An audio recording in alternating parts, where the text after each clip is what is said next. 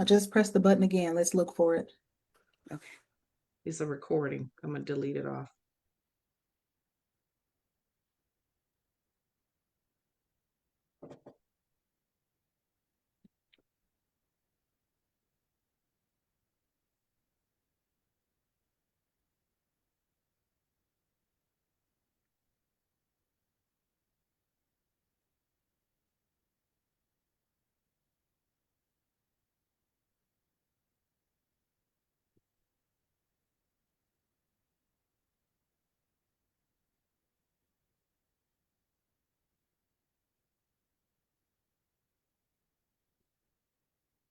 I just pressed the button again. Let's look for it. We're on. It's a recording. Welcome. Thank you, everyone, for joining us tonight. The Flint Alumni Chapter of Delta Sigma Theta Sorority Incorporated thanks you so much for joining us today. Before we get started, I would like to make sure that you all know that the presenters that we have on tonight will be presenting information to you about a path to home ownership, and it is for information purposes only. You please, please, please, please use your own discretion and your own judgment with regards to if you decide if you decide to use the services of any of our presenters today. They are all professionals, but it is your choice. We're not promoting any individuals or any companies. We just want to simply provide you with information so that you can begin your path to home ownership. With that being said, let's begin.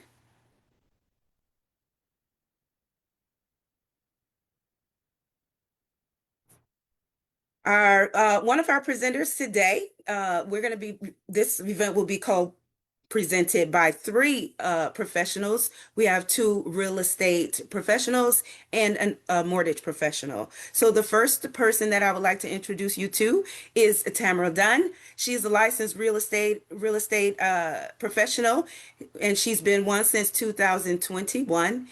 In 2022, she was voted Rookie of the Year with Keller First, and she sold 1.5 to 2 million in sales in 2022 and also 2023.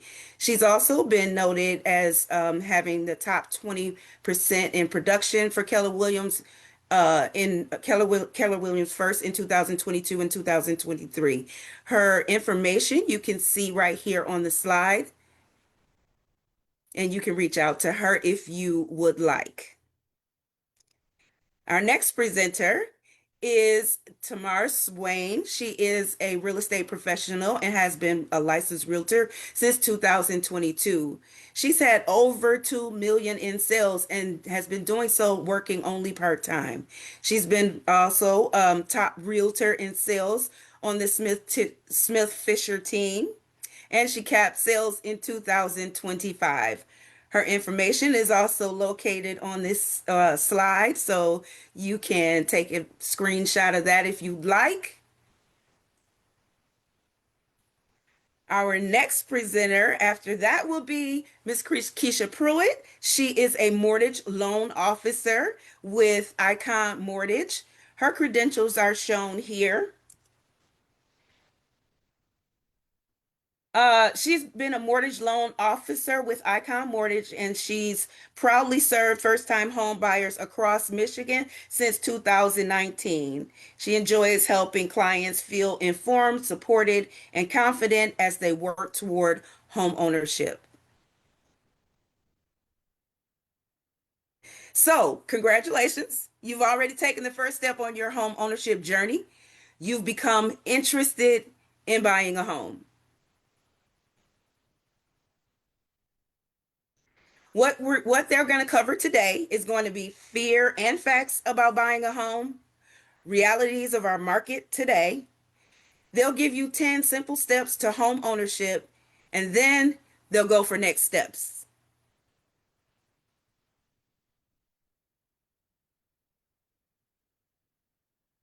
And now our presenters will begin to present to you, and I'll turn it over to them. Awesome, awesome. Thank you, Sora Lawrence, for those introductions. I am Tamara Dunn, and I am going to get you guys started. But first and foremost, we're always hearing all these things from our family and from our friends about buying us a home, and we can get a little nervous, right? We have fear that creeps in, and we tell ourselves things. So I thought it would be a good idea to start out with fears versus facts, right? So we're going to go through a few of these before we get started with the steps for you purchasing your own home. So, first fear is I can't afford to buy a home right now. Facts. Until you do the math, you don't know what you can or cannot afford. I know we get a little, we see the numbers of the houses and the prices of the houses and we get a little nervous, but that is why you've got to have a good team, a good lender for you to talk to run those numbers so you can know exactly what are good numbers or bad numbers for you. Okay. Fear number two is I should wait until the market gets better. Fact. There is never a bad time to buy the right home. Okay, so I just want you to get it out your mind what the market is doing, right? The market is going to be the market. But when it's your time, it's your time. And you never know when the numbers are going to line up perfectly just for you. So I don't want you to, wait on the way the market is going to be because that's not a good indicator. All right. Fear number three, I don't have the money for the down payment. Fact, there are a variety of down payment options available to you. Believe it or not, there are so many resources and programs that you can get into, and we're going to talk about those later this evening. Fear number four, I can't afford to buy a home because my credit isn't very good. Fact, there are always options. Just like there's resources and programs for down payment assistance, there's also programs for different credit scores and credit ratings. All right, so fear number five on our next slide. All right, I can't afford to buy my dream home. All right, so I know we dream about our dream home, but guess what, guys? You got to start with the first home, right? We can't go from where we are now. Maybe you're living at home with your parents to this mansion, right? So we've got to start with the first home and let it be a process that we build on step by step. Fear number six, I should wait until I'm certain about my domestic future. Facts. You do not have to wait until you are married, partnered, or ready to have children to buy a home. All right. So if you work and you're single and you want to buy a house, go ahead and buy you a house. If you're able to afford those mortgage payments and live on your own and you're tired of renting because you want to have something that is yours, that is absolutely okay. Fear number seven, buying a home seems way too complicated. Facts. No one would ever tell you that buying a home is easy. It's not. It's a process, guys. However, that's why you got to have the right team in place so that you're not alone and someone is there with you to make sure you are doing things properly and accordingly. Fear number eight, I should pay off my student loan debt before buying a home. Fact, student loan debt does not prevent you from buying a home. All right. There's so many people that probably would not have homes if that was the case. So don't let that stop you either. Next slide, please. All right. So why buy now? So I know that you see the mortgage rates that's out there and you say 6 to 8%. You think that that's high, especially for those who kind of knew like a few years ago, they were in the threes and the 4%, right? But just a decade ago, like the rates were in the double digits. All right. So we're still doing pretty good. And you just never know. It's a case by case basis. So I don't want you to be afraid just because of interest rates and what you think it looks like. It probably is not going to affect you that bad. But if you think about our cars and our credit cards, they're 17 to 25% interest rate, right? And we go ahead and get those. So don't let a 6 to 8% interest rate stop you from buying a home if you're able to do that. Long-term investment goals, you want to buy a house as soon as possible if that's on your to-do list, because as you have home ownership, your equity builds, right? That's investment. And that's stability and security. You have a sense of community if you like neighborhoods and neighbors and things like that, tax benefits and wealth building. Again, building that equity over time can start you building wealth for your family, and you want to do that as soon as possible. Next slide. All right, so now we got the fears and the facts of buying a home. However, there are some things that we've got to consider to make sure that we're not too haste. All right, so the lenders and the mortgage companies like it when you do have a good amount of employment history. Okay, so if you've been at a job for 3 months or 6 months, we probably want to stay on there just a little longer just to show security in our finances. Okay. Why to hold off in financial credit score down payment? We do want to start saving, guys. Even though there's resources, you still want to have some money in the bank, because we don't want to be house poor. All right. We don't want to go to work just to pay a mortgage. All right. We want to pay our mortgage and still have some money for the bills. Right. And we might want to do some entertainment things throughout the month. So we definitely don't want to be house poor just to say we got this house. And short term ownership, that's not a good idea. So if you know that you're going to be moving out of state or something like that within the next 6 months, we probably want to hold off on buying a home. All right. Because we can't build equity and appreciation if you're not in that home for a certain amount of time. Okay. Next slide. So we are going to get into the steps of buying a home, but I want you to keep this in mind, like just the average price for Michigan and Genesee County.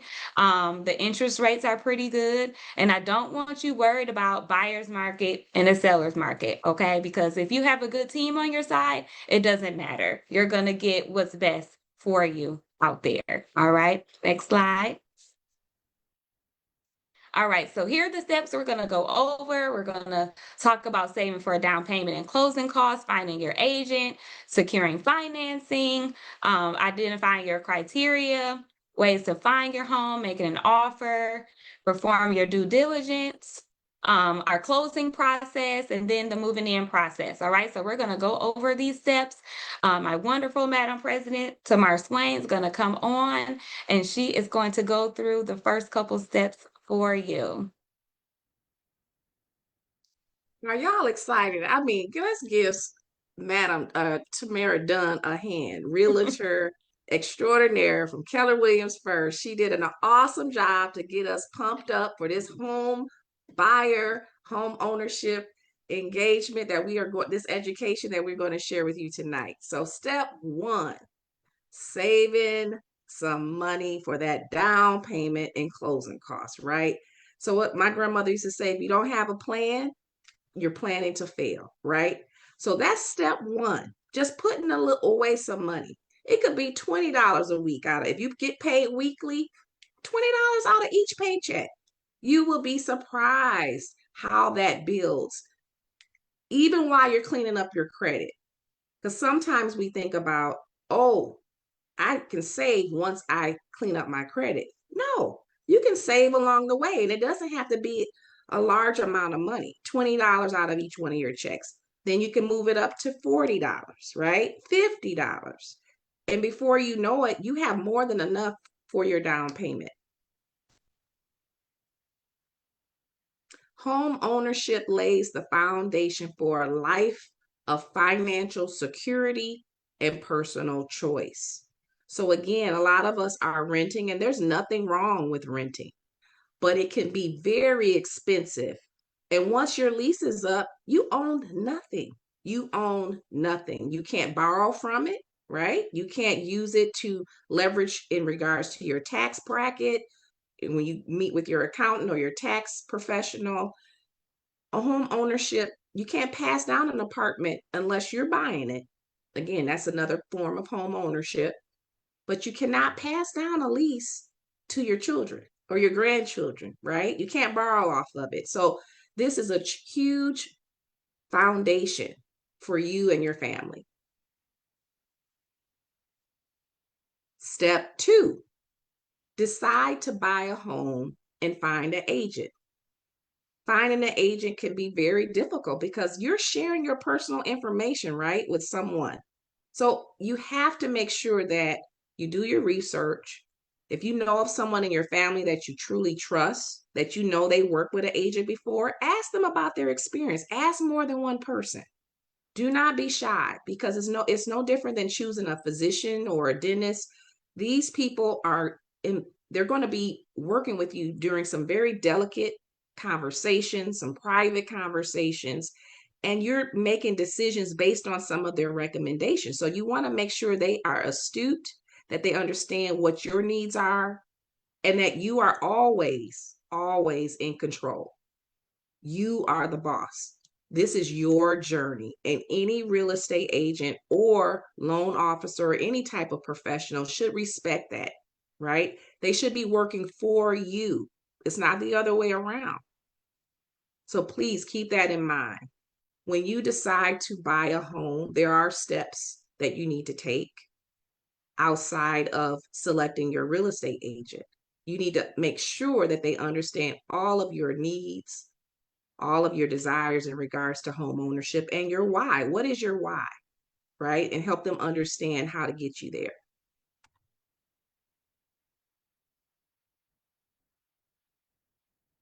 A part of that, as you can see here, I've already touched on some of the bullets.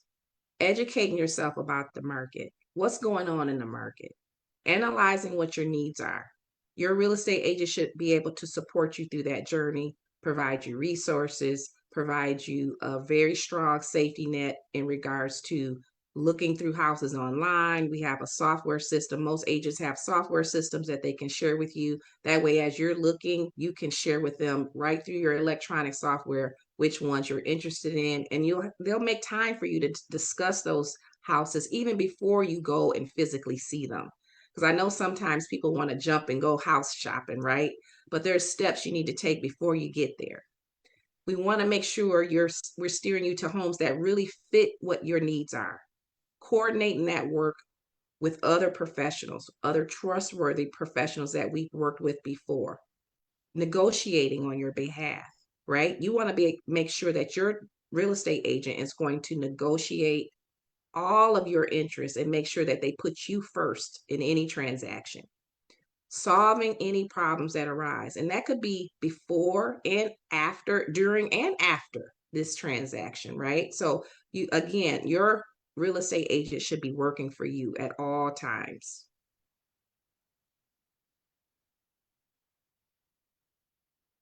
There's a buyer's representation agreement that has to be signed. Michigan law has shifted to where we can't show you any properties without this being signed, to show that, yes, I have given this real estate professional permission to show me homes and to represent me.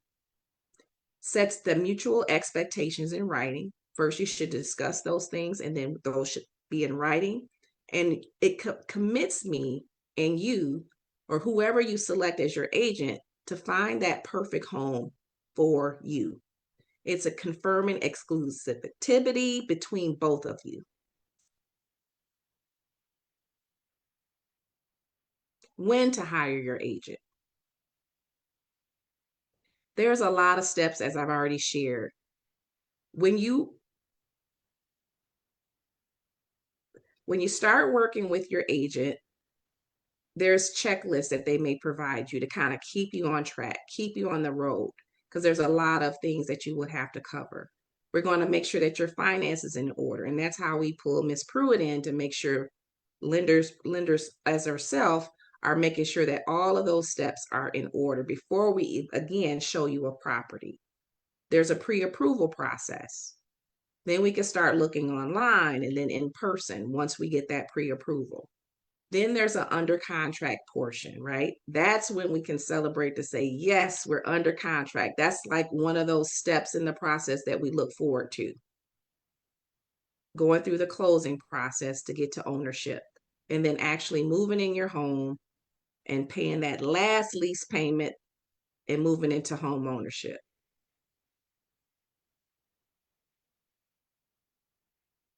Your agent that you select, they also have a team. And again, your agent, at times I tell people, we're only as good as our team, right? We want to make sure that we're working with dependable people that can close the deal in a timely manner, so that way we decrease the risk of us losing out on this deal first and foremost, right? We want to make sure that every step along the way, everything has time sensitivity. There's legal documentation, and there's steps that we have to follow to be law abiding and to make sure that we are protecting you, and we're also protecting our licensure and our broker's licensure. So again, this is a huge undertaking that we take very seriously. And as you select your lender, it's important that you discuss what your needs are with them. Again, they're working for you. You are all of our clients, the appraiser, the inspector, any contract work that is a part of this whole closure for you, closing coordinator, and then the escrow officer, all people that can be a part of the agent's team. And again, you get to have some say in all of these things. You don't have to go with the person that your agent recommends as your lender. You can say, you know what? I like Miss Pruitt, or I liked my neighbor's lender officer. Shop around. You do not have to go with the first person that you work with. You can go with someone else. Again, you are in full control, and always remember that. And I'm going to turn the baton over to Mrs. Pruitt. Thank you, Tamara. I'm here to discuss the money aspect of it. Tamara mentioned earlier about your numbers, and I'm the one who does the numbers.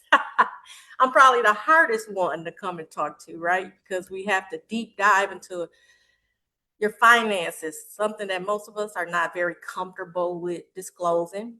But it's one of those things, the more we know, the more we help you, right? A mortgage is structured for individual needs. So no two mortgages will be the same. So the first step we would do is what's called a pre-approval.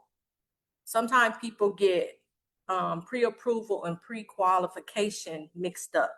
The difference between the two is a pre-approval is a deep dive into your documents, where you're going to submit actual documents, rather than a pre-qualification is just a verbal estimate. So, thank you. Once you get a pre-approval, they normally are valid for 30 to 120 days, depending. Next slide. We have a loan application checklist. These are things that any lender or your mortgage loan officer will love for you to have. So you're going to be on top of your game, just showing up with these documents when you go for that pre-approval. One being a valid driver's license, social security card. That's something some people may have to go and search out and find. We need 30-day pay stubs. Say, why 30 days? Because they want to see your hours you work. We're looking at your pay. We need to get your actual pay rate. We need the last 2 month asset statements. This would be your bank statements.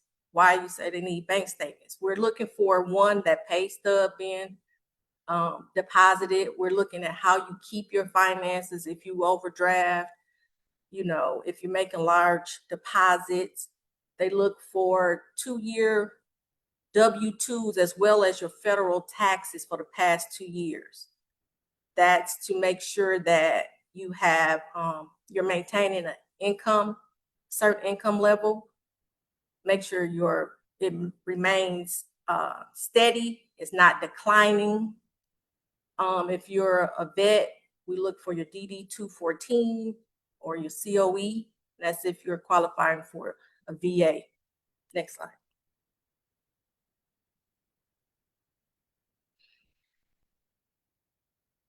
With all of that, we assess those documentations, and then we are going to look at credit. What are we looking for when we look at your credit report? Is your credit score is definitely a part of it, but it's more to that. credit report that a lender is looking at. One is capital. Capital meaning your available resources. Those will be your savings accounts, investments, because you're going to have to put down payment, things like people may have retirement accounts. So basically do you have financial reserves or skin in the game? They're looking at your character. Your character part is your credit history. That's saying, do you pay your bills on time? Do you have any collections? Do you have any bankruptcies? Things of that sort. The length of your credit history, the types of credit you use. They're looking for whether you have a good mix of trade lines, being whether it's revolving or if it's installments. So you need a good mix because it sees how you handle your bills and do you make payments on time. The capacity, that means your employment, how much income, your debt to income ratios, your current monthly obligations. Can you comfortably handle this new payment? You got collateral. What would you be securing this loan with? You're applying for a mortgage, that'll be the property itself. Conditions, that's loan purpose. We doing it for a mortgage. So we're looking at things like the economics. What kind of job security? What's the loan amount? The stability of your job.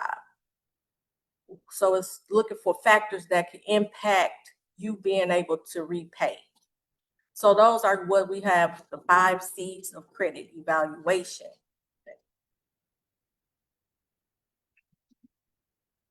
How much of a mortgage can you qualify? That depends. Once again, no 2 mortgages are the same. So you got a down payment portion. You have a loan to value ratio. You have a debt to income ratio and a home cost to income ratio. Now let's dissect that a little bit. First, when we figure out what your income is, we're trying to, one, figure out what your gross qualifying income is. No income is all income is not created equally. So once we find out what your gross qualifying income, we will determine how much house you can afford based off of whatever debts you have on that credit report. All your debts are not considered. Only what shows up on a credit report do we consider when we're assessing how much you can afford and your debt to income ratios. We only look at minimal payments that shows up. So we add up all of those costs. Then we take whatever that gross monthly income is, and that's how you come up with a debt to income ratio. Loan to value, that's the amount of a loan you're hoping to borrow against the appraised value of that property. A housing cost to income ratio is the ratio comparing the expenses to pre-tax income, right? So the housing, so it's saying if you had a $1,500 house payment and you make $3,000, that's a ratio of saying what your housing cost is compared to your income.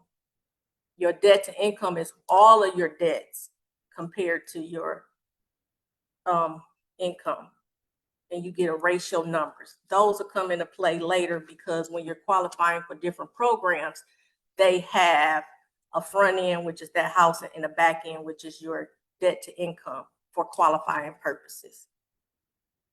Next. Now, once we've established all of that, we're going to be able to have an amount that you can afford for that monthly payment, whatever that amount looks like. You say, what is a monthly payment? It is the combination of, one, the mortgage principal part of it. Then we have what's the interest part. We have taxes, and then we have insurance. And if you consider a condo or a townhouse, we have to consider HOA fees. All of those costs are added together, and that becomes your monthly mortgage payment. People often wonder, well, can my mortgage payment change? Yes and no. The no part, the principal, will never change if you're in a fixed income, if you're in a fixed interest rate.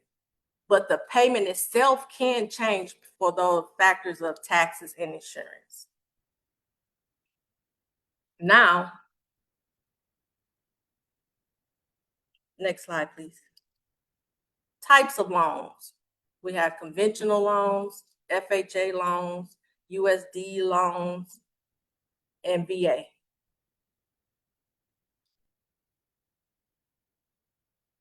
Most common, we hear about FHA and conventional loans. One sometimes gets a little flack versus the other. Some people think that FHA is, or I should say conventional is better than FHA. One is no better than the other. It's according to the borrower's needs. So here are some of the pros for FHA. You qualify with low credit scores and high DTIs, smaller down payments, more affordable with low credit. Some of the cons, they have what's called a mortgage insurance premium required for the life of the loan. Also, for conventional pros, low options for down payment with good credit. PMI is cancelable, more affordable with good credit. Property does not have to be your main home. Cons, need higher credit, a lower DTI to qualify, typically has larger down payments. PMI, which is private mortgage insurance, required with down payments less than 20%. One of the biggest myths is people think they can't acquire home ownership is that they think they have to have 20% down payments. That is untrue. That's when you have programs like FHA that, as low as 3.5%. Things what people think, well, such and such had a conventional or FHA. It's more to what we have. If you don't have the resources for larger down payments, you got FHA. If you need to be on the higher end of for more house, you might go with a FHA versus a conventional because they have those ratios that I spoke of from the prior slides. FHA, they want that front end more on the 31% to 43%. Conventional might be 28% to 36%. So it's not one's better than the other. It's just what do you need at that time. Next slide, please. So some of the home costs to buying a home. Next slide. So why we look at things like those assets and such, because we need money, right? You got things like earnest deposits, which is the money you will put down when you make an offer. You got the appraisal fees. You got down payment fees. We got closing costs. People go, what are closing costs? Because the biggest myth in home buying is that people think it's just a down payment. You just need a down payment. But there's other costs that you incur when buying a home, that being that credit report, title fees, origination charges, prepays and escrows. Prepays and escrows would be things like mortgage insurance, homeowners insurance, taxes. In Michigan, our taxes are prorated, meaning we pay those in advance. So we have to create escrow accounts to make sure those things are taken care of once you acquire that home. Next slide. We discussed the PITI, that's that principal, interest, taxes, insurance, which makes up your payment. Private mortgage insurance. Private mortgage insurance, because we don't put 20% down, they make us have a insurance to kind of protect the lenders, right? Because they're extending you hundreds of thousands of dollars without any guarantee of a return of you making, that final payment. So with the FHA, they have a one-time fee up front, and then you have a payment added into your payment as well. And with the conventional, you have what's called private mortgage insurance, which it goes away after you acquire 20% equity into your home. With an FHA, you would have to refinance out of that. You have your moving expenses. Those are things that people don't think about when they buy the home. Everybody just thinking about getting in the home, but there's, you got to get moved in. You need emergency funds. You need reserve funds if need be.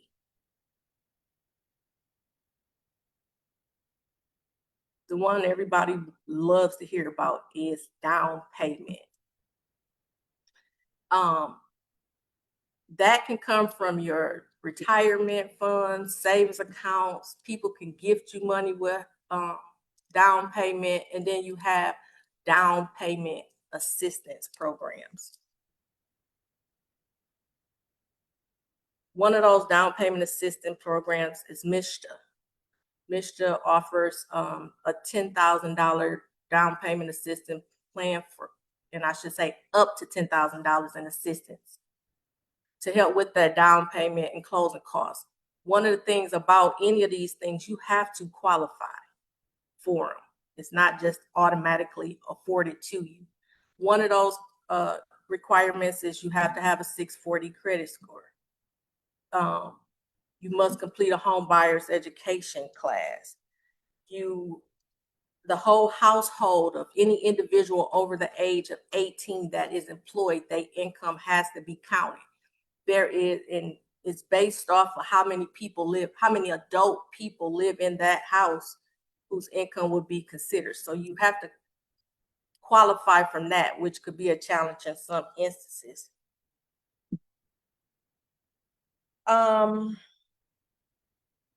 You also, typically, they want you to have at least 1% of the purchase price that comes from you.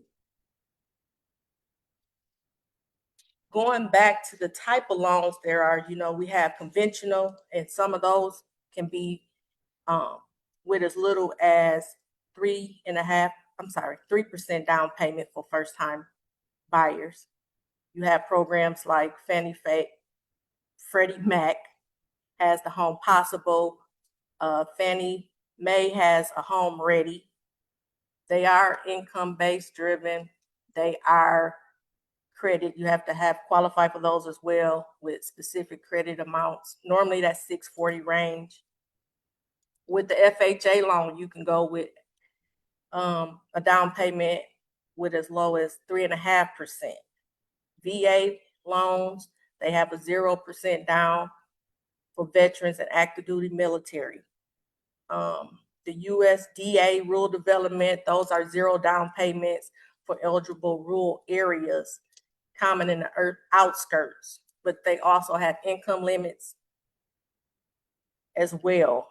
And there are certain areas that qualify for rural development. Now, once we've established how much house you can afford, that's when we'll issue out a pre-approval letter that you'll give to your realtor, and then you're off on your house hunting journey. There are some things that can disqualify you from becoming a homeowner. Some of those things are self-employment, because all income is not created equally. So you need to be strategic and intentional about how much income you show. Bankruptcies can stop you from qualifying for any of it. A home, down payment assistance, all of those student loans can stop you. Meaning if they add to your debt to income, to get you from qualifying, from keeping you from the qualifying ratios. A foreclosure, mattress money, that means money that's not in a bank account, the money that we keep on the nightstand. Judgments and liens, that all has to be satisfied and released. a history of non-sufficient funds. Those things can stop you from qualifying. Self-reporting accounts, because they want you to be able to have that mixture. They want to see that different mix of trade lines there. Maybe not having enough. Some people might have 2. Qualify, you need 4. And they have to be that good, that mix of trade lines.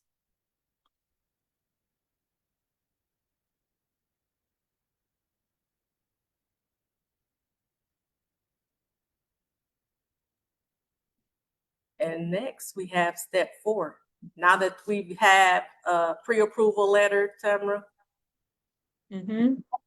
We're going to All take a right. pause Thank right you now, so right? much. Yes. Oh, we are. Yes, we are. Because We want to yes. look at the chat. We might even have some trivia questions with some prizes. So let's get it going. Who's running the chat? Okay, so for our first question, if you sign with an agent and they don't work out, can you change agents? And if so, will you owe them a commission still or a fee? That's Good a good question. question. Chime in, Done. Well, just But like so our president, Ms. Tamar Swain, said, when you have to discuss and talk through your points before you do your contracts, all those things need to be communicated up front. Mhm. Because that does happen. Everybody is not for everybody, especially, when we're trying to work with family, we can't always work with family, right? And we might have to find new representation. But that's okay. But we have to be upfront with, if this don't go well, what do I need to do? Or if anything. Now, me personally, I don't do that. Unless it's to the point of almost closing, right? It'd be different if we haven't even started looking for homes yet, or we're just in the looking process. But if we've done some work, some real work, and we're almost closed, that's probably not going to happen. But again, we just have to be open communication, be honest with ourselves, be honest with the real estate agent that you're working with, and it all should be well. I totally agree, Done. In addition to that, I like to, as an agent, I like to talk about those things up front, to just say, hey, at this point, we look at a few houses, you don't like my style, you don't like how I am working with you, excuse me, or I'm not timely with my communications. You have every right to walk away, and I am not going to press you, because me personally, I don't want to work with anyone that doesn't want to work with me. But if you signed a contract with that agent, there are fine print, to Dun's point, to say, if I've shown you this house and you decide to go with another agent, you can do that. But that agent then owes me a part of the commission, because I did some work for you. I did that work. The only reason you knew about that house or shown the house is because of the work that I put in, right? And I was the agent. You have to have an agent representing you to go look at homes that are on the MLS. So if I was that agent, you said, you know what? I like the house, but I don't like you. That's fine. But your new agent, we have to talk, because we have to talk about commission. Because again, your agent, most times, we don't get any type of payment until closing. So we could be working for you over a year, because we're trying to build you up to get your credit on point, to the point where you can purchase a home. Or on the listing side, we're trying to work with you to say, hey, you might need to update this area, or you might need to paint. There's some peeling paint here. We don't want to list the house until it's up to par, so you can get the best amount or the best return for your investment, right? Because we want to advocate for you. We want to negotiate on your behalf. So, but again, business is business.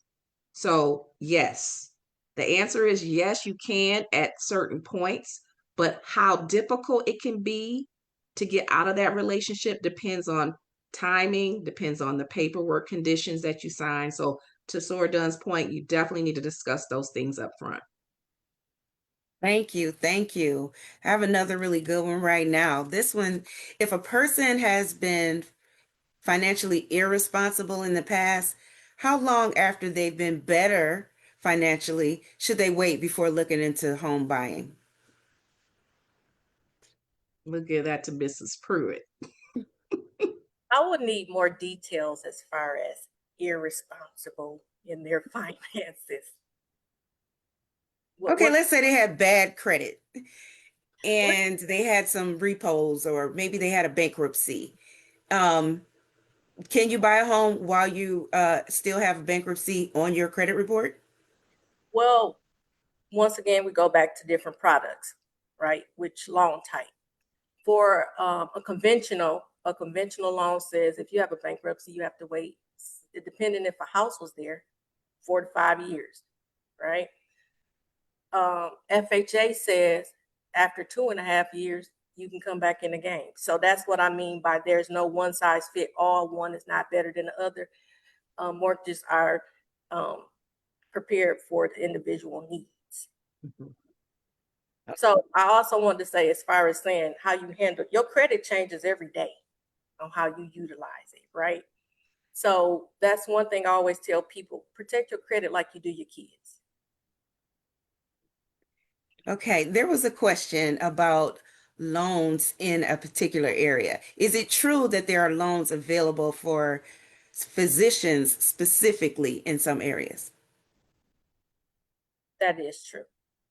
That is true. That is interesting. I didn't know that. Yeah, but that's all the more reason when you meet with the lenders, your real estate agents, and so forth. It's very important that you get to know them, but it's also important that they get to know you, know everything about you, pretty much, so that way they can then present you with the best package options for you to choose from. I agree. I always tell people your lender is kind of like your lawyer. You got to tell me if you did it so I can help you.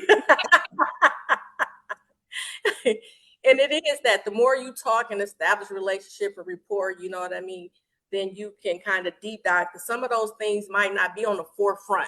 You know, if you don't mention certain things, we don't know. So that's why when we having those discussions, then I can go say, maybe I haven't dealt with that particular product, but now you sharing that information, hey, I do know of something, you know. Yeah. I have one for the realtors. What should first-time home buyers look for when selecting a realtor? Like what makes a good realtor stand out? That's good. I think it depends on the person because personalities are different. But number one, customer service for sure. Like if you reach out to me and you don't hear from me from 4 and 5 days, that's not a good look, right? Like especially homes go fast. All right. So if we're talking and they want to see something and I don't respond promptly, that's a problem. And I do understand people have lives. However, me being a realtor and we signed a contract for me to do my due diligence and be the best agent and representative for you. I have to make sure that I'm available, right? Over and beyond as far as what you want. Again, that comes with conversation and communication of what you're looking for. If I'm not going to just go and show you homes that I know you don't want to be in this area, or I know you don't want a basement, or I know you want a large yard, and I show you all these homes with no yard. Like that's not someone that's listening to your needs, right? So you got to find someone that listens louder than they speak, right? That's very important for customer service. And just personalities, like just make sure that you guys mesh well and can work well together. Absolutely. Right. I totally agree. And when you present your questions to your realtor and they're giving you kind of vague questions where it's just not sitting well with you, trust your gut. Trust your gut. Or if you feel like there's a lot of pressure on you to buy certain homes, they're probably not the best realtor for you. Just because, and I want to say this too, just because that realtor is quote unquote popular, because some people spend a lot of money on marketing, and that's great. Mhm. There's nothing wrong with that. but they may not have the time for you that you think you deserve. So going with someone that may have a smaller customer base, that's not always a bad thing, because they may be able to really curtail and give you more attention. Or when you go with the bigger realtors, sometimes they have a team that's going to be interacting with you more than them, right? They may have a team of other realtors that you work with. So you need to ask questions first and foremost. Ask as many questions as you feel comfortable, until you feel comfortable signing a paperwork to say, yes, you're my realtor now. There's nothing wrong with that. Talk to multiple realtors if you need to really get an understanding. Look at their reviews on Google and on their websites as well. Sometimes people leave reviews. And word of mouth. Word of mouth is very, very important. So if someone you trust, say, you know what? I'm gonna go check with them to see who their realtor was and see what their process and experience was like, to see if that'll work for me, right? It may not work for you, and that's okay, right? And so to Sora Dunn's point, a lot of times it's personality, but relationship is everything. Relationship and communication is very key. A couple more. There are three more that I want to get to, and then we'll get some trivia. Um, how early in advance should a person enroll in like a course or seek guidance on the home buying process in general? Early high school. Mm-hmm. I I don't don't think there's think a too early. it's never too Never. early. With any financial literacy aspect, for that matter, it's never too early. I don't think you have to go as far as getting a course. There's so many things online. You can, reach out to any realtor and ask questions, and they should be able to give you or direct you to the right resources and information that you're looking for. But it's never too early. You have to be prepared so that when you are ready, you are actually ready. A lot of times people think they're ready, but because they didn't get ready, they've got a few more years they have to wait. So I don't think it's never too early to start looking for the information. No, and you're never too young to buy a house. There's no age limits that I'm aware of that keeps you from buying a house. So a lot of times older people will say, oh, you might not be able to get the house. You're too young. I have a client, she is 25 years old, first time buyer 3 years ago. So she was probably 22. She bought a house before her parents ever bought a house. Wow. She did not have this fancy job either, but she took care of her credit like it was her child, like Keisha Brewer said. Take care of that credit. Stop co-signing for your daughter, your granddaughter, your cousin. Oh, your parent want to use your name on a bill. Don't you do it. Don't you do it. Don't do it. Don't do Just like they say, it. this is your life to live. This is your credit to protect. And your parents, they had their time to get their own credit established. So this is yours. And sometimes Absolutely. you only get one chance at certain things during certain seasons of your life. So we have enough stress besides having difficulties around credit. And bad credit alone is not going to keep you from buying a house either. If you happen to have a well-paying job, yes, you did not take care of your credit, but you have a well-paying job, or unfortunately you lost a loved one and they left you in their life insurance policy, cash speaks. Okay. So you have power without credit if you have the finances. Okay. I'm gonna put these two together and give you like a twofer.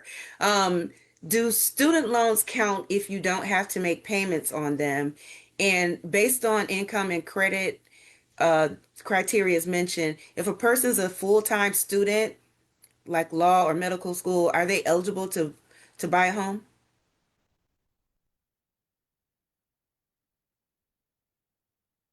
I'm sorry. The first one was about credit. I'm sorry, student loans. Yes, Mhm. student loans do count. All liabilities have to be counted, even if they're in deferment. So depending on, once again, what product or loan type you're applying for it, that looks different, right?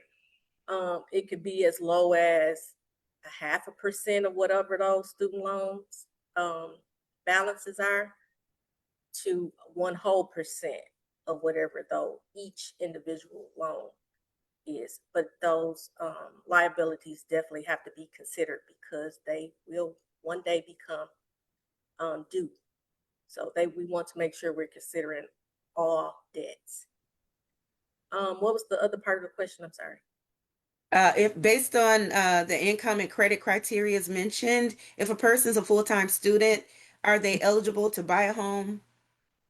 If you have income, we have to have income. And what happens when we were talking about your work history, they would like to see 2 years of employment history. Now, one thing might be as far as saying if someone was in school, say going to nursing school and they hadn't been working, right? They're in because they can use school as their employment, right? Because they're going into a career. So that school can count as employment history as well. That is interesting. That's really good to know. That is good to know. So professionals can come out of school, get to work, and start looking to purchase their home and not paying someone else's mortgage in rent. Okay. So you guys got some trivia? Or do you want to get back to the presentation before you get to the trivia?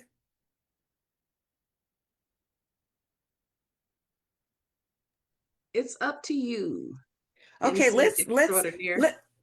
let's go back to the presentation, and we'll see if there are more questions that come up, and we'll do the rest of the questions and trivia at the end. Thank you guys for hanging in. All right, awesome. So we're going to get through these last few steps very quickly so we can get back to our questions. All right, so we're going to talk about identifying our criteria for a house. And this is just you can go to the next slide, figuring out what it is that you want, right? So a couple questions. What kind of property should I buy? What do I want my home to be close to as far as the neighborhood or landmarks? Do you want to be close to a grocery store? Do you want to be close to restaurants? Just thinking about that. How much space do I need? And what do I need that space for? So a lot of times we're like, we want this big house, but what is the big house? What is that doing for you? We want to make sure that it makes sense. Would I be interested in a new home construction? What is the most important location or size? So do you want a 2-bedroom, 3-bedroom? Do you want a yard? Do you want a basement? What area is it that you want to live in?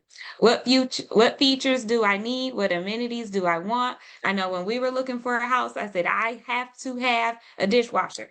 That was like deal breaker. If it didn't have a dishwasher, I walked out. All right, so you have to think about those deal breakers that you absolutely want in your home. Would I be interested in a fixer-upper? What does my home have to have now? And what does it have to have potential for? Of all my wants and needs, which are the most important? So you want to think about those things before you start looking for your house. Next slide, please. All right, next slide, finding your home. So here we've got some steps we want to take, determine what houses you want to see. You want to check out the homes that match your criteria, because again, please hear my heart when I say this. Us realtors, we're on your side and we are working the very best that we can for you. However, our time is valuable just like your time. So we know what your criteria is. So if you want to live in Grand Blanc, we don't need to see a bunch of houses in Lansing, right? We want to make sure that we are looking for the homes that match your criteria so that we can value everyone's time, right? And the houses go just like this. So we really don't have time to look for things that it doesn't even make sense, right? Creating a rating system. Sometimes we see houses and we like multiple. We got to make sure that we can rate them properly so that we can make the best decisions and then decide to make an offer. All right, next slide. All right, so let's have some honesty in the chat. Who goes to see houses without a real estate agent? All right, I know that sometimes if we're looking on Zillow and it says make an appointment, and then we're going to go look at houses. You could go to the next slide. But here why that's not a good idea. All right, you want to make sure that you are going with your realtor. So when you go and look for those, go inside those homes, you look to see if it's the right space, if you like the layout. How does it look cosmetically? You know, you're looking at all those things, which is good.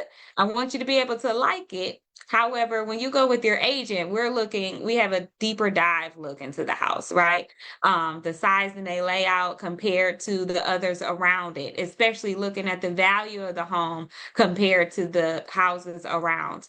We're looking for cracks. We're looking for anything that needs to be repaired. We're looking for houses that are settling. We're looking for a lot more than what you think. We're really just not following you around while you're looking at the house. A lot of times I'll go in before just to get a really good look as to what's going on, so that sometimes we've gone in, I was like, we don't need to go in there, just because of the situation of the home. So you got to make sure that you have your agent with you at all times. Next slide.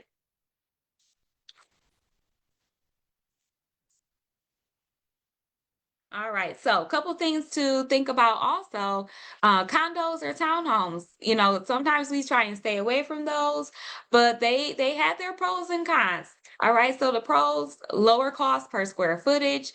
You don't have yard work or home maintenance because the landscapers will take care of that. Sometimes you have community things like clubhouses and swimming pools and playgrounds for the kids.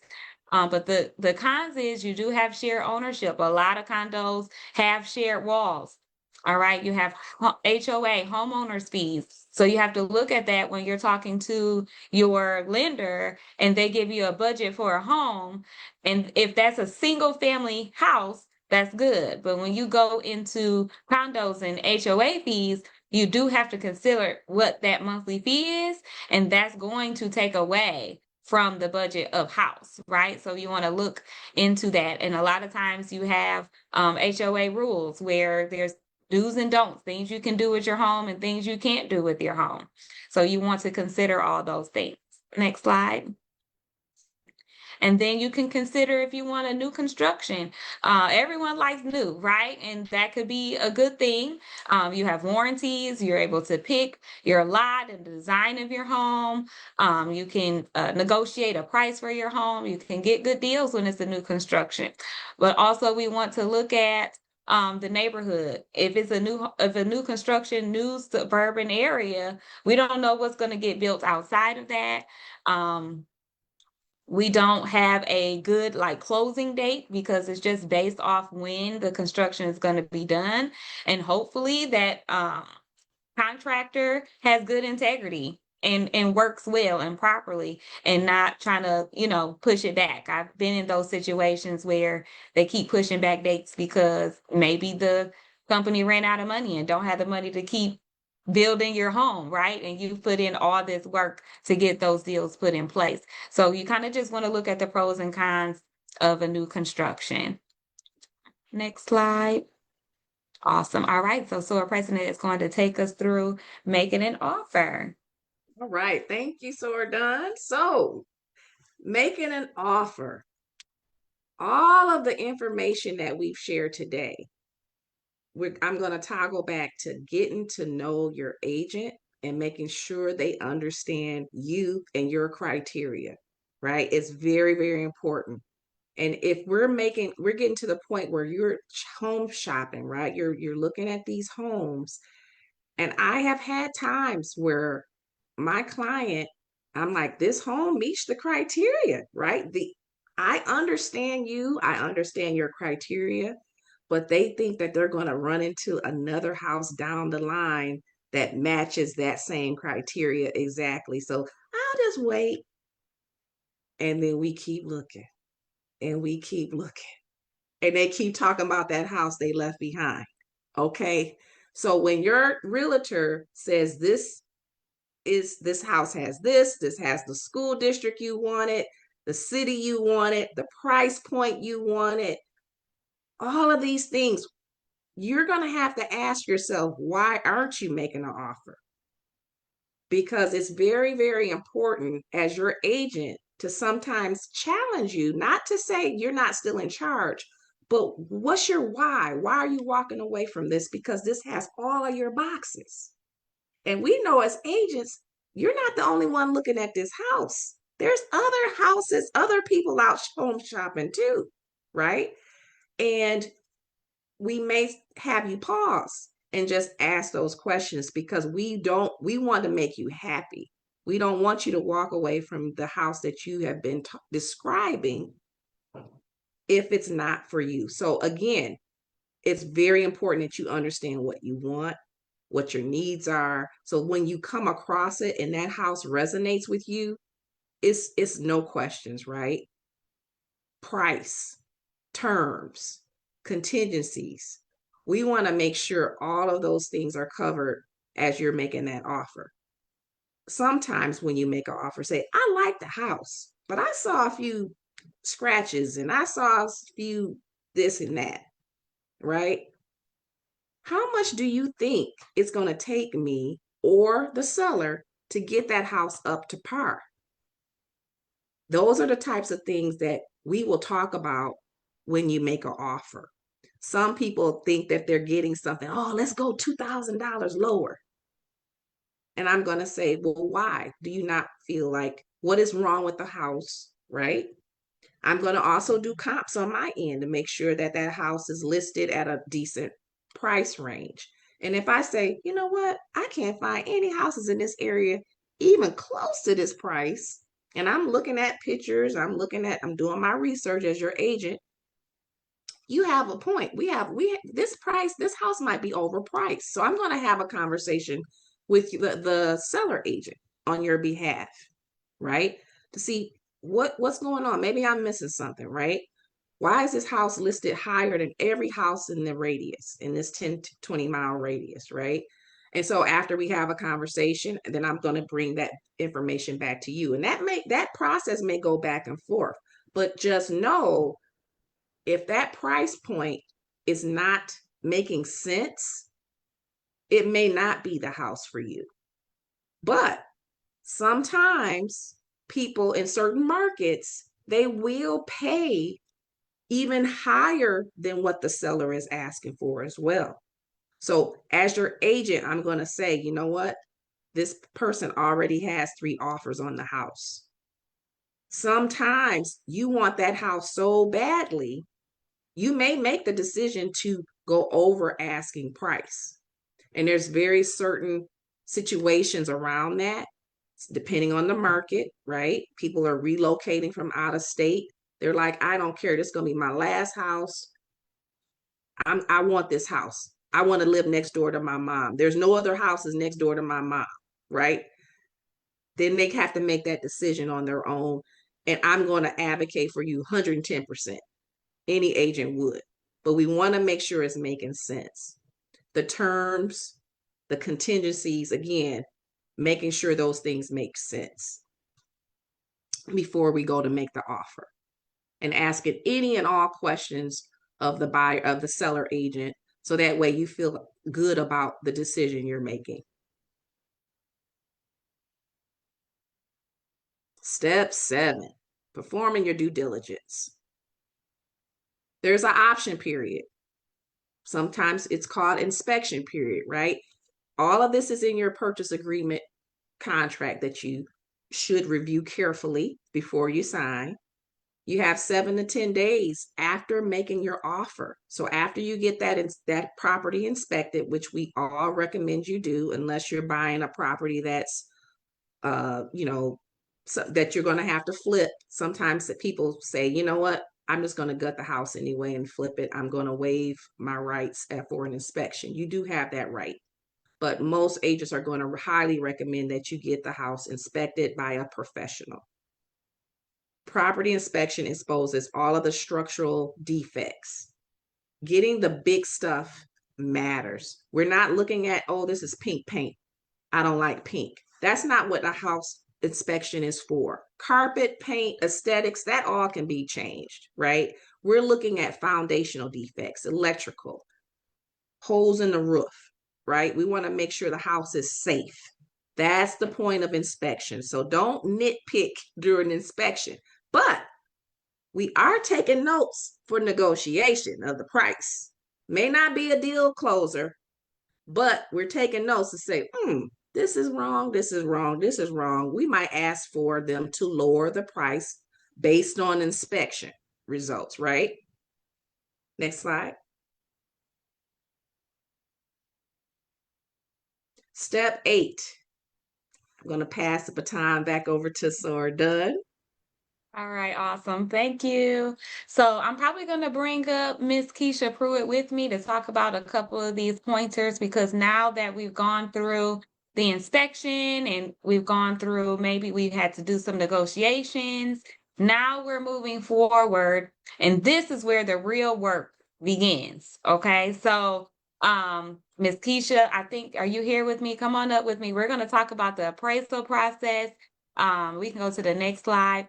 Now, the appraisal process, pretty much the lender is going to get an appraisal on the home to find out the true value of the home. Okay, so this is probably the most tedious step, because this is when it really knows if we're going to move forward or not. If you offer a house based on the price that the seller sets, but the appraisal doesn't match up to that price, then we got to make some decisions. Like, is the seller going to lower it, or are you going to pay the extra? Because you can't get the home. The lender is not going to offer a loan on a home higher than the value. All right. So Ms. Pruitt, you can talk about that process and exactly what you're looking for in appraisal and what comes with that. Two things I want to add in there. I want to go back a little bit.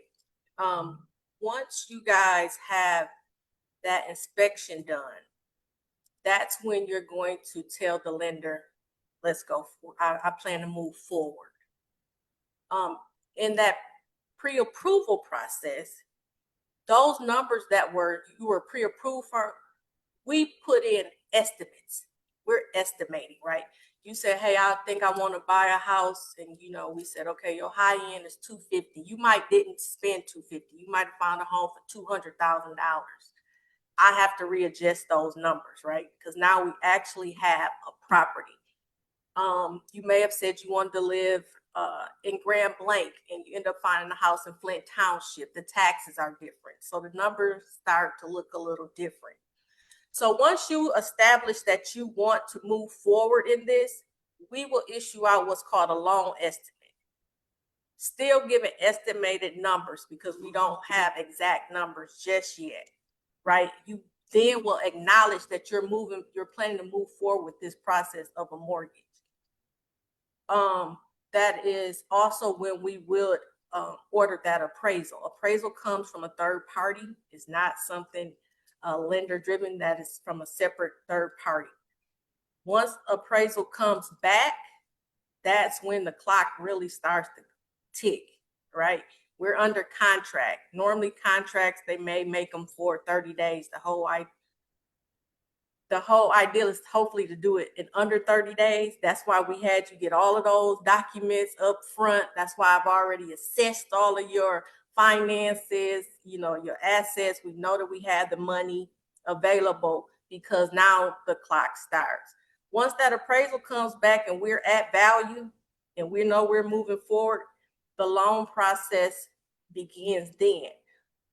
A mortgage loan officer, we collect information. At that point, when that appraisal comes back, we got to have all our ducks in a row. We got all our documentation. We know everything. We've cleared all the little mishaps that may have come along during the process. Then that goes to an underwriter, right? And that's when the actual loan process is being determined whether somebody will qualify or not. But once that appraisal comes in, absolutely, that's what we're looking for. We're looking for to make sure that that house is valued at what you're actually offering to pay them. Absolutely. You can go to the next slide. So this is the things that once the appraisal comes in and we get all the documentation, they do their final loan application. So you guys have to maintain where you started from. Okay, so our offer got accepted on the house. That doesn't mean to go buy furniture on a credit card or the 90-day payoff, whatever. We can't do that because now you just messed up your debt to income ratio. You messed all the numbers up. All right. So we've got to be patient until the process is over. No big purchases, no new credit. Please don't quit your job. Don't make a job change. Please don't go buy a car. They say, oh, I just bought a car. That has nothing to do with the house. It has everything to do with the house because now you've just added a whole nother line of credit that's probably $20,000, $30,000 that's going to change your debt to income ratio. So very important to how you start. If you're not making it better, it needs to be the same. Now you can make things better, but don't mess it up. All right. So we've got to be patient in the process. Wait till you got your keys, then we can head out to IKEA. All right. All right. Anything to add with that, Ms. Pruitt? I would like to add some things. Like Tamara was saying, that once we're in underwriting, because that's who ultimately makes the final decision as far as if this mortgage will be approved or not approved, they're going to search out through the guidelines and whatever programs we're trying to qualify for, whether that's conventional or Fannie, FHA, if it's that down payment assistance, MISHDA. If you're going through MISHDA, it's processed through their own underwriting. We're at the mercy of an underwriter. What happens is they're going to go back and validate all of the information that we submitted. Just because you gave it to me or your mortgage loan officer doesn't mean that's the end all be all. They can request additional information, right? But once we've made it to that point and they say, yes, everything looks good, this person is approved, we get what's called a clear to close. That is music to everyone's ears, right? Every realtor, every buyer, every seller wants to hear those 3 words, clear to close. In that clear to close, we go back to what she was talking about as far as maintaining your pre-approval. They will do another check of your employment to make sure you still are employed. They will do another check of your assets. They will check your bank accounts to make sure that you have the money to close still in those accounts. Another credit check will go through to make sure no new debts have been added since we started the process. That's why pre-approvals, when I said at the beginning, they're good for like 30 days because things can change on your credit report within 30 days. Or 90 days there. I'm sorry, credit report is good for 90 days. After 90 days, if you haven't made it to the final process of finding a home, you would have to credit would be pulled again to make sure nothing's changed. Anything depending on where we're at in those debt to income ratios would dictate that your buying power. After we have that clear to close, we have something that's called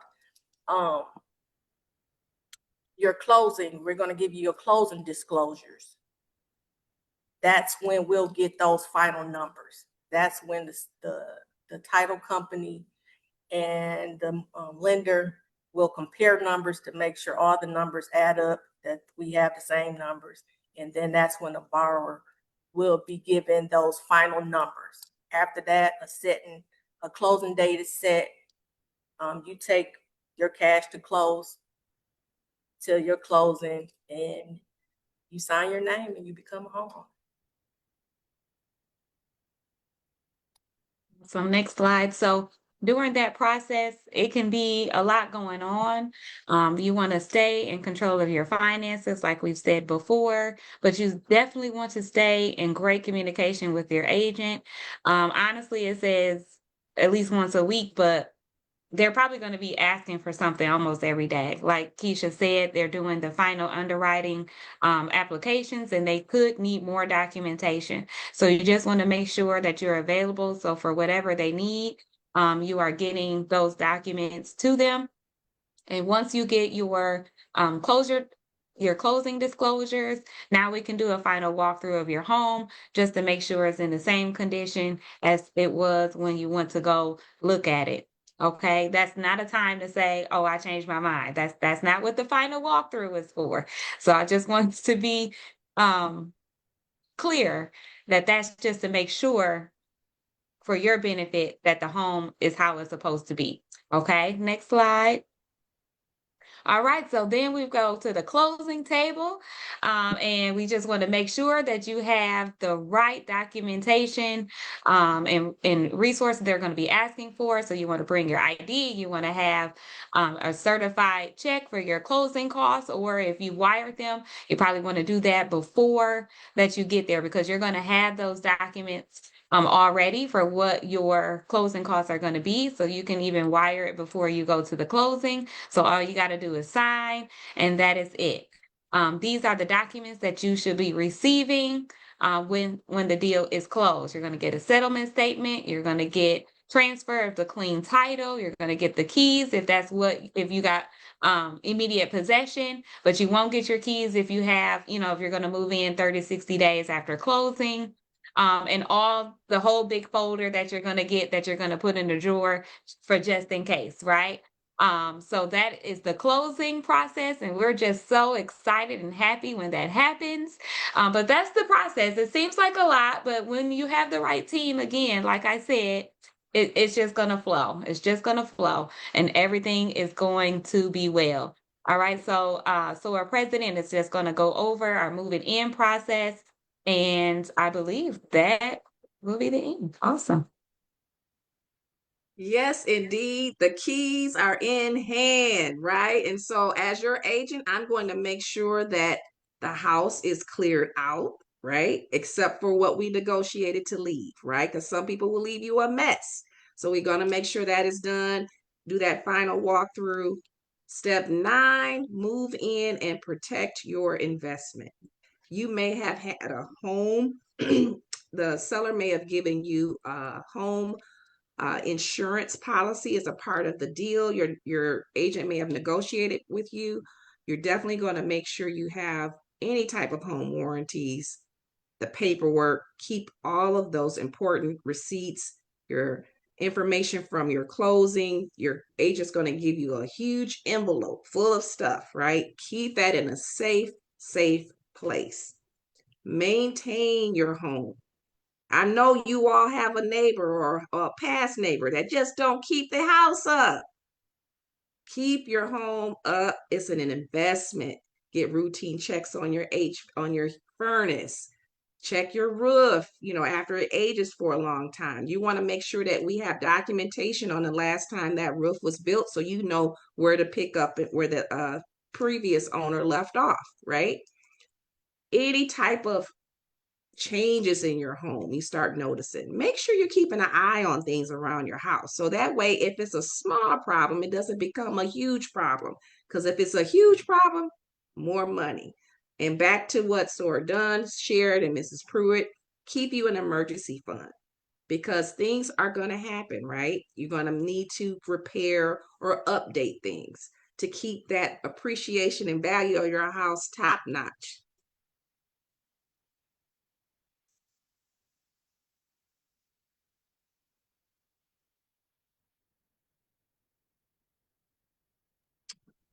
Step 10, you got the sold sign in the yard. It's time to enjoy your home, right? Again, making sure that your legal paperwork is intact as well, because now you have a property that you own. So, God forbid if something happens to you, again, we want to make sure it's protected in case of death. Make sure that you get your home protected in writing. Meet with someone, a professional, whether it's an attorney, to make sure that your needs are met in life and in death, to make sure that that home goes to who you want. You definitely don't want it caught up in probate or being fought between family members. And you can have your next fish fry, but again, All of these things will continue to play a factor in successful home ownership. Staying on top of your current property taxes. I'm sure you've all heard nightmares about people, someone's lost their home to taxes. Making those payments on time, keeping the home in good shape, make plenty, plenty, plenty of happy memories. And that's it.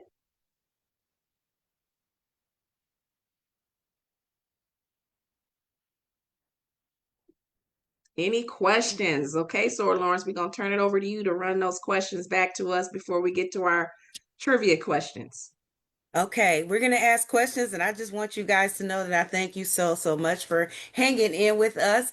You are going to be happy that you stayed until the end because we've got some good things that are going to happen. After we finish this, we're going to do trivia questions, and you'll have an opportunity to win a little something, something. So let's go ahead and get into these questions.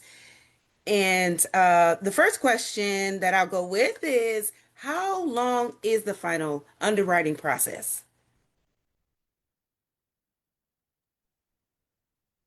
That is to be determined by each file, right? Some people don't have to work through a whole lot. They have a really clean file. And then we have some people, we have a lot going on in those files, right? So one thing you'll never do as a borrower is talk to an underwriter. So a lot of people always say during the home buying process is that, oh man, they want so much documentation.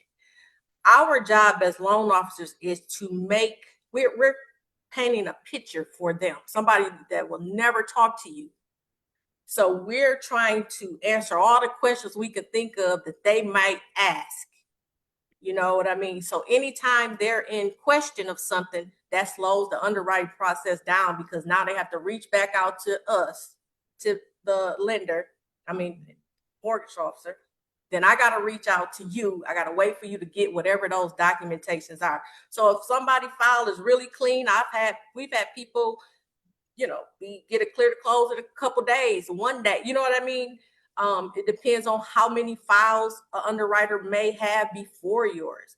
The ideal for us, for me especially, I request a lot of documentation because I want to answer those questions in advance, and I don't want to get out of line because once they stop underwriting yours, they go to somebody else's, right? And then we have to get back in line for them to come and check off whatever it is, whatever question they may have, right? So it depends. So that's why, I can't stress enough about as far as know what's going on in your finances with your credit and all those things so we can take care of those things before we get into this process. Okay, next question. What is the difference between pre-qualification and pre-approval?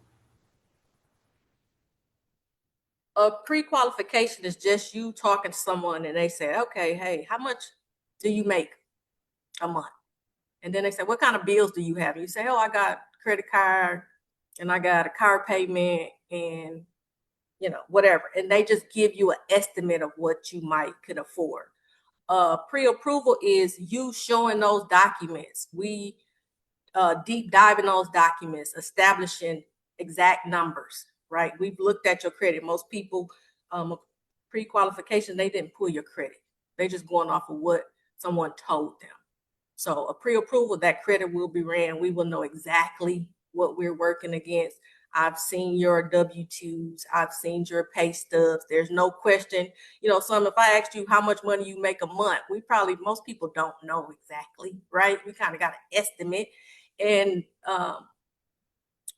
when you're qualifying, your gross qualifying income is based off of gross, right? And when I look at your taxes, I might see that you get a bonus every year. That's some income we can add that you probably didn't know when considering. So that will be some of the things. Okay. There's another question that I have. Which areas in Genesee County have reasonable taxes? I've heard Grand Blanc taxes are very high compared to Burton or Flint Township. Well, Go ahead. there's everyone is different. And you pretty much, and honestly, Grand Blanc, different areas of Grand Blanc have different tax structures as well. So you kind of don't want to go by area as far as zip code. When your agent is pulling up the house, it's not just looking at the pictures to see if you want to go see the house.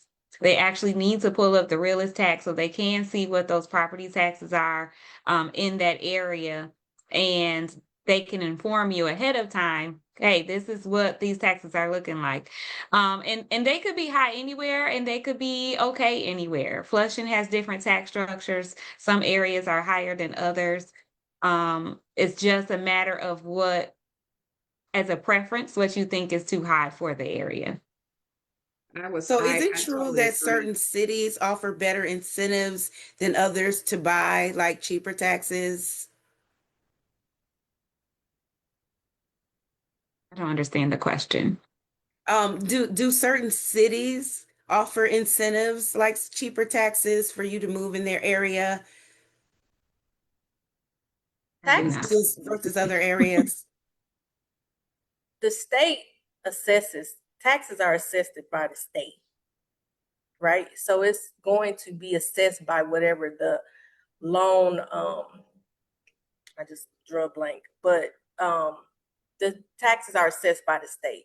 Each house has a value, a state assessment value, um, and that's how your taxes are. And maybe they're getting confused with businesses coming in, attracting businesses to come and move into certain cities. They give you tax incentives to move into their city. Maybe that's what the question Also, stem from. also what people, even from the realtors and the lender standpoint, right? When real estate agents pull taxes, they're going to pull the current taxes. When we pull taxes, we're going to pull your taxes off what the new value of that home will be assessed. So your taxes will, that's one of the things about how payments change, is that um, initially it's going to be based off of whatever the current owner taxes Right. are. And then when you purchase the home, it will be reassessed at your new value. And it's possible for your payment to increase, meaning the tax portion of your payment. So if that helps. So I know people say, oh, one area taxes are cheaper. One point it'd be like, okay, Davidson used to have cheaper taxes, or Source Creek has cheaper taxes. That's not the case so much, because the home values have increased significantly, which drives those tax prices up as well. Okay. So there was something mentioned about not going to see homes without your realtor. So do you not suggest that a person go to open houses? With your realtor. Okay. So it's So just let very let's talk important. about that. You can Yeah. go to open houses with your realtor. And I guess our perception of an open house is different from buyer to agent. So as a buyer, oh, this house is open, let's go look at it. But you don't understand that there's an agent in the house waiting on you. Okay. Now, if you're not working with an agent at all, then that's fine. Go ahead, look at it. Maybe that agent in the house will be a good match for you and you guys can communicate about that house. Right. But if you have an agent already and you signed the paperwork and you go to an open house without your agent, there is an agent in that house waiting on you, ready to turn you. Okay. So, and I'm just keeping it real. Now, they're supposed to have sign-up sheets and they're supposed to ask you, who are you working with, right? So they can direct you back to your agent. However, everyone doesn't have integrity, so sometimes that may not be the case. And most of the time, that's the seller's agent that's in that house. So they want to sell that home. So they're not going to give you like all the pertinent information that you need, and you're not going to know the questions to ask. So I suggest going to the open houses with your agent. Now, if you're just going for fun because you like looking at houses, that's fine. But if you're serious about actually buying a home, then you need to go with representation. So, our president, you have anything to add? No, not really. I just think that the most important piece is the disclosure. As a seller agent, their whole focus is their seller, protecting and negotiating on their seller's behalf. Now, I have been a dual agent, but I was very upfront with the buyer to say, my first priority is my seller. Are you okay with this? Right? So it's very, very important that you have representation if you're serious, if you're a serious homeowner or home shopper. It's kind of like going to court with the defendant's lawyer when you're the one being when you're the plaintiff, or vice versa, right? You need Right. your own representation. So here is another question, and this one is kind of I'm kind of trying to understand it. How long are you considered a new home buyer? Is it up to 5 years or after? After the purchase of the home, How, yes, it says, is it true you are considered a new home buyer after 5 years? Myth. You are considered a new home buyer after 3 years if you haven't purchased a home in 3 years. Okay. Okay. Is there a program for retired educators? Not that I know of. A lot of times, I want to get in trouble when I say this, is that a lot of time people feel like they have to be a first time. Believe it or not, a lot of these programs are available to any buyer. Okay, whether you first time, third time, fifth time, but some of them are like, they're the Mishta, is looking for first time homeowners. You have to take educational classes. But don't be discouraged. You don't have to be a first time home buyer to qualify for a lot of those things. Even the 3%, if you haven't bought a house in 3 years, you can qualify for one of the Fannie Mae or Freddie Mae home ready or family first programs. So no, you don't have to wait 5 years to be considered first time home buyer or to participate in programs. Okay. Here's another one for you. Would you recommend purchasing a home through land bank? And if so, would the purchase process be the same? When you do land bank, those homes have to be paid for in cash. They don't take mortgages. and you're usually not Yeah. working with a realtor, you're working directly with the land bank. Yes. And they can do land contract as well at land bank. That I know. And let's see. I think, is that the only one? Oh, no, we got a couple more. What if you sell your existing home and move into an apartment while you're in the process of building new construction? Do you have to use the same agent? No, ma'am, Mm. you do not. That it's case by case, so it's just transactional. That agreement you had was just for that transaction only. It does not mean you're stuck for life. Now, some Okay. people do go back to their agents over and over again, Mhm. but if you weren't happy, absolutely not. Mhm. And even if you were happy, I would vet them again because Yep. just because they sold your home doesn't mean that they're a good buyer's agent. Some agents just do listings and very good in that process. Some agents just do work on the buyer side and very good in that process. And some agents do both sides. So I would interview them and vet them again to make sure they can still handle the process, not just from your listing, but you purchasing, especially a new build, a construction. That's a lot of different steps. That we didn't go into that this evening, but There's a lot of things you got to do on the front end before we even get to the Right. lender for FHA or conventional. There's builder construction loans. It's a lot. So you got to make sure that you find the right realtor to be able to handle that process for you. I agree. And same with land. If you want to purchase land, you want to make sure you were with the right realtor. Commercial properties, again, definitely interview them, make sure that they are going to be the best agent for what your needs are. All right. Woo, that is so much information. And you know what? I'm so glad that we have this all recorded because I know that people are going to need to go back and review this. And what I'm going to urge you all to do, and what I've been putting in the chat, is for you to share this. Thankfully, this is being recorded. It will be uploaded to our YouTube page as well. So you guys make sure that you drop your name in the chat.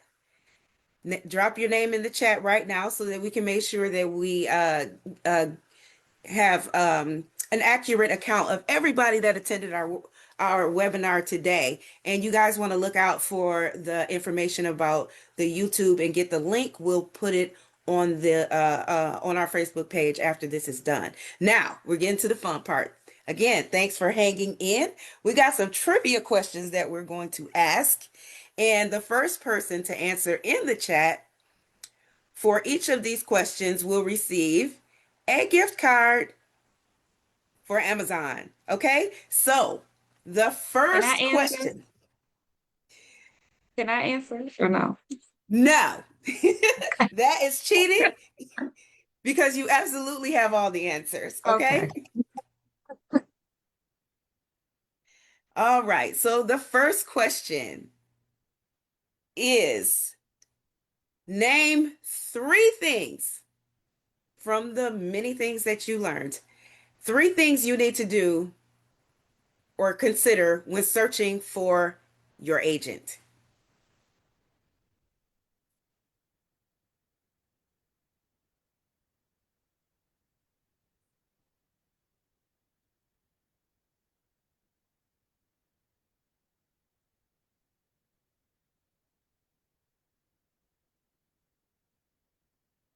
It's a little delay, so just know that.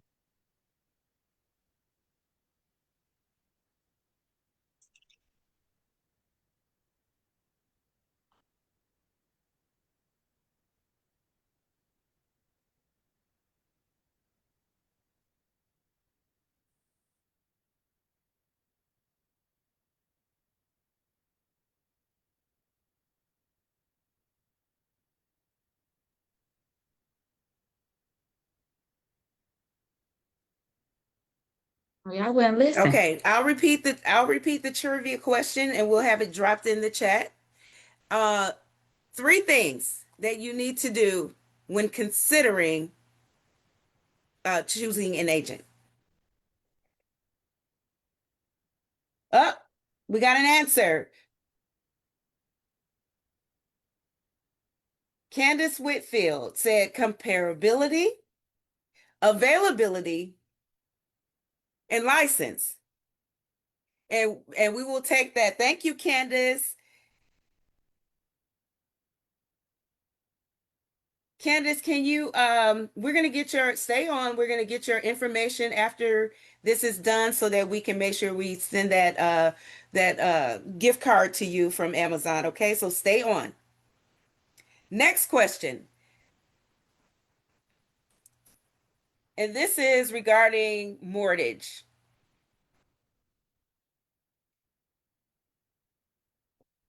Give me 3 of the 5 C's of credit evaluation. This is probably terrible. You guys are going to hate me, but I know you feel like you're in college or class or something, but come on, give it to me. Got a lot of information today. Give me 3.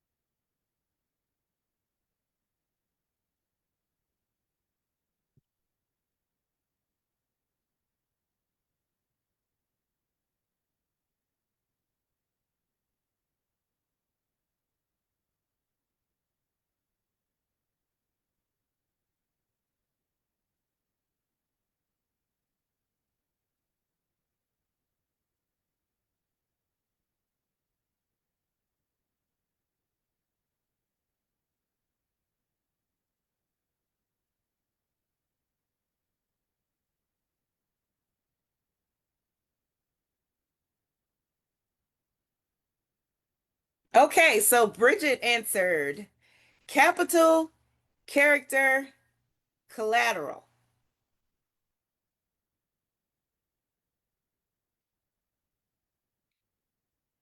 And she is our winner. She's absolutely correct. Thank you, Bridget. Again, stay on and we'll get your information so that we can email you your Amazon gift card. Next.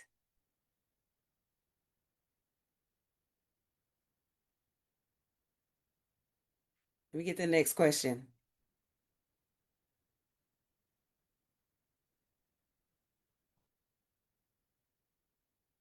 Okay, sorry. Okay.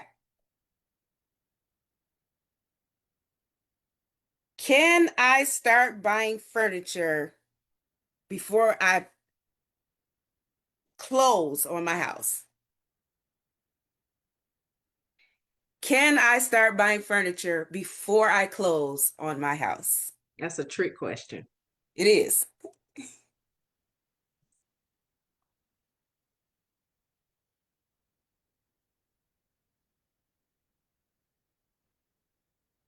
That should have included a why or why not, but we'll accept the correct answer.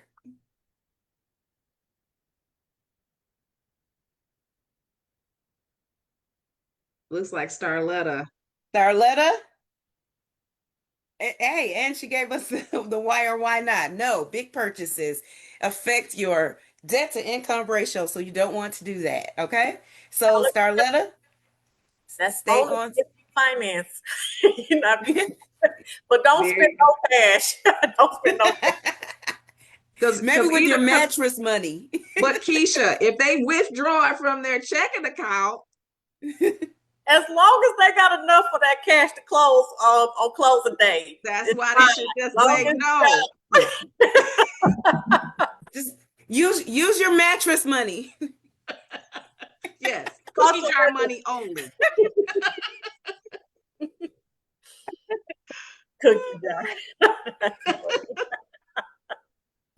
So Starletta's the winner for that one. How many more we Yes. got? And here's the last one. Name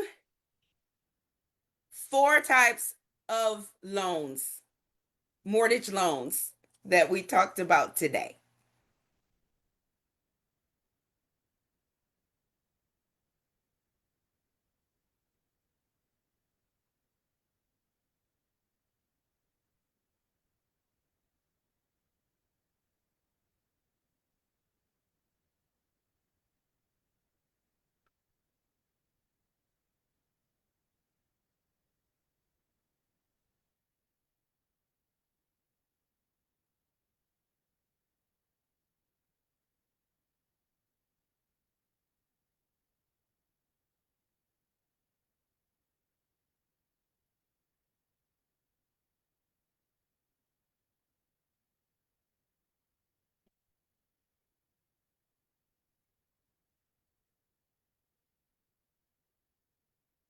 And we have a winner.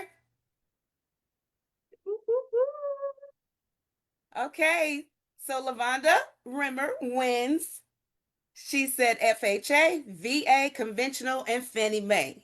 Thank you so much to all of you. Thank you to our winners for participating. Thank you all for staying on to the end. Make sure you share and make sure that you like and follow our page so that you can be updated with other events that we have, other webinars, and so that we can all keep in touch. We always want to offer good information and opportunities for you all to get some knowledge and other things that can help you to be successful.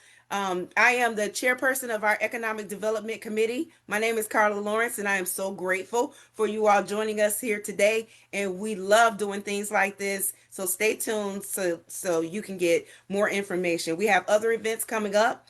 Check us out on this page. We also have an Instagram page. You can check us out on Instagram. This particular webinar will be, again, like I said, on our YouTube page. And we also post events on Eventbrite. So keep up with what we're doing here. We'll have a basic needs fair coming up. That's going to be in March on the 14th. You don't want to miss it. We'll be at the Glory Coast Flint Public Library. So if you or anyone you know has any types of needs, we're going to address all types of things like health care and how housing and just everything, education, all the things that you need information about that our basic needs. We will be there to try and assist you and help you with that. And we just love to have you there. So our basic needs fair is on the 14th, again, the 14th of March, and we'll be at Glory Coast Library from 10 to 1. And thank you again for being here with us tonight. Bye-bye.